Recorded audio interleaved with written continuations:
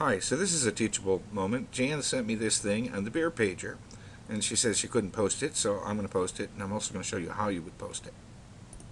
Step one is you view this attachment. She has a Word document attached, so I view it.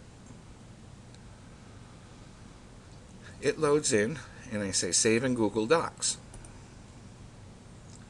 Oh, my screen's not that good, but off to the right it says, do I want to share this document? I say Share. That's in the upper right. And then I change the access, who has access to it, and I make it public. And then I say Save. Now that it's up in the cloud, I just press Control C because it's highlighted up here. This is the location of it. And then just off the screen in the lower left, it says Done. So I press that.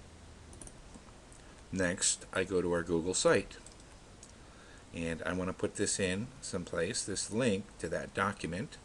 I'm going to take it and put it in for class number 8. So I go to the top of the web page and I press the edit button. Okay, and then I scroll down to week number 8. Okay, week number 8, and I'll put it in here as a case study on Beer Pager.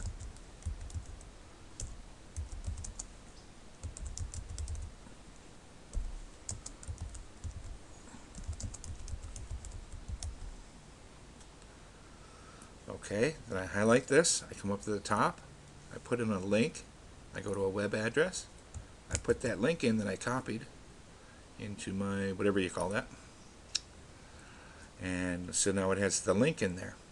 So I come up to the web page, this is the of the Google site, and I say Save.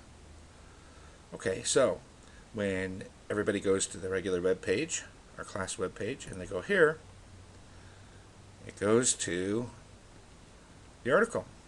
How about that? This screencast that I'm using is called Jing, J-I-N-G, excuse me. And there's a free version. I think if you just type in Jing, and I use the one for $15 a year because it allows me to post directly to YouTube instead of this other format.